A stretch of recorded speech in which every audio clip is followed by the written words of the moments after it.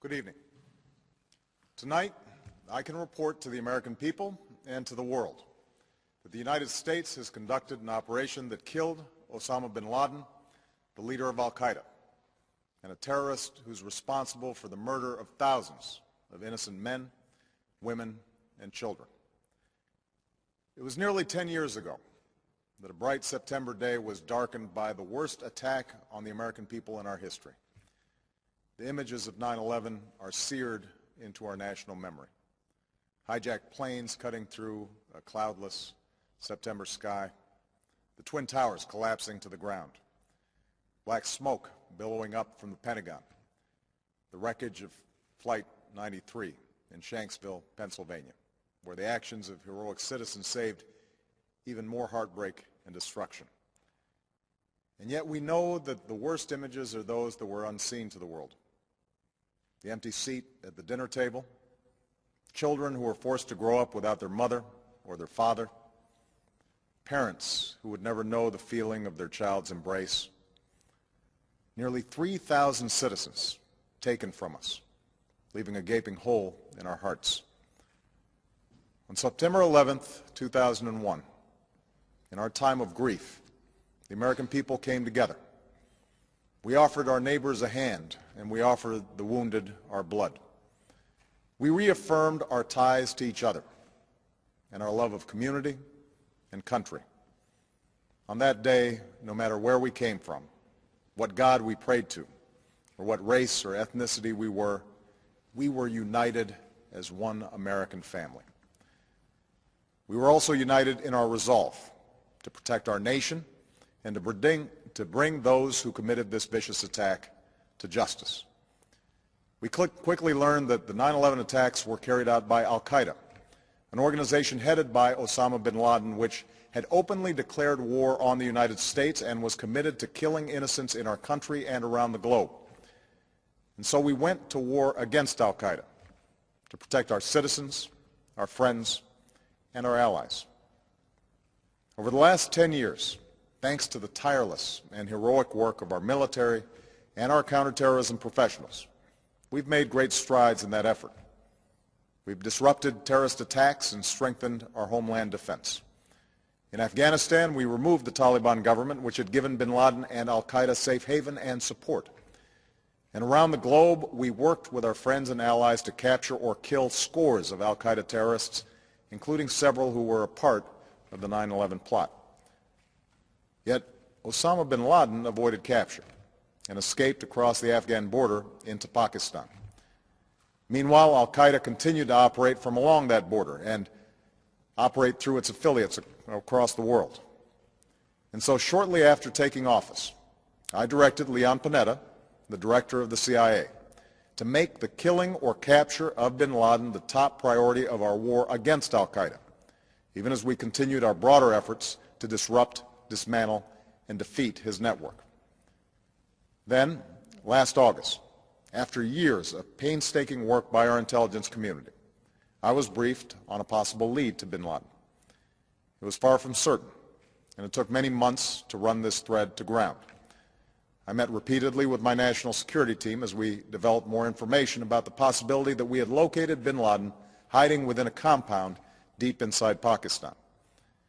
And finally, last week, I determined that we had enough intelligence to take action and authorized an operation to get Osama bin Laden and bring him to justice. Today, at my direction, the United States launched a targeted operation against that compound in Abbottabad, Pakistan. A small team of Americans carried out the operation with extraordinary courage and capability. No Americans were harmed. They took care to avoid civilian casualties. After a firefight, they killed Osama bin Laden and took custody of his body.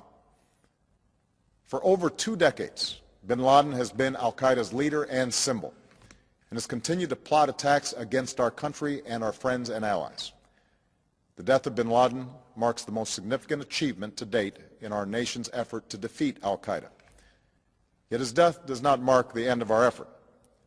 There is no doubt that al-Qaeda will continue to pursue attacks against us. We must and we will remain vigilant at home and abroad. As we do, we must also reaffirm that the United States is not and never will be at war with Islam. I've made clear, just as President Bush did shortly after 9/11, that our war is not against Islam. Bin Laden was not a Muslim leader. He was a mass murderer of Muslims. Indeed, al-Qaeda has slaughtered scores of Muslims in many countries, including our own. So his demise should be welcomed by all who believe in peace and human dignity. Over the years, I've repeatedly made clear that we would take action within Pakistan if we knew where bin Laden was. That is what we've done.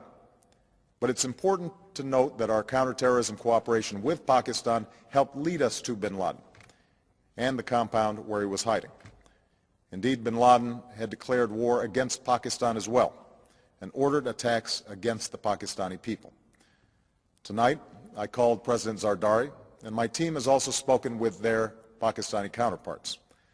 They agree that this is a good and historic day for both of our nations. And going forward, it is essential that Pakistan continue to join us in the fight against al-Qaeda and its affiliates. The American people did not choose this fight. It came to our shores and started with the senseless slaughter of our citizens. After nearly 10 years of service, struggle, and sacrifice, we know well the costs of war. These efforts weigh on me every time I, as Commander-in-Chief, have to sign a letter to a family that has lost a loved one, or look into the eyes of a service member who's been gravely wounded. So Americans understand the costs of war. Yet, as a country, we will never tolerate our security being threatened, nor stand idly by when our people have been killed. We will be relentless in defense of our citizens and our friends and allies.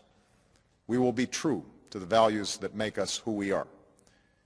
And on nights like this one, we can say to those families who have lost loved ones to al-Qaeda's terror, justice has been done.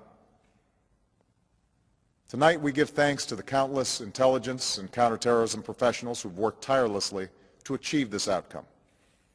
The American people do not see their work nor know their names, but tonight they feel the satisfaction of their work and the result of their pursuit of justice.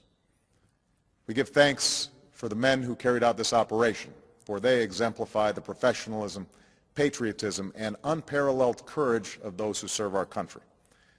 And they are part of a generation that has borne the heaviest share of the burden since that September day. Finally, let me say to the families who lost loved ones on 9/11 that we have never forgotten your loss, nor wavered in our commitment to see that we do whatever it takes to prevent another attack on our shores. And tonight, let us think back to the sense of unity that prevailed on 9/11. I know that it has at times frayed, yet today's achievement is a testament to the greatness of our country and the determination of the American people. The cause of securing our country is not complete, but tonight we are once again reminded that America can do whatever we set our mind to. That is the story of our history. Whether it's the pursuit of prosperity for our people or the struggle for equality for all our citizens, our commitment to stand up for our values abroad, and our sacrifices to make the world a safer place. Let us remember that we can do these things not just because of wealth or power, but because of who we are. One nation, under God, indivisible, with liberty and justice for all. Thank you. May God bless you. And may God bless the United States of America.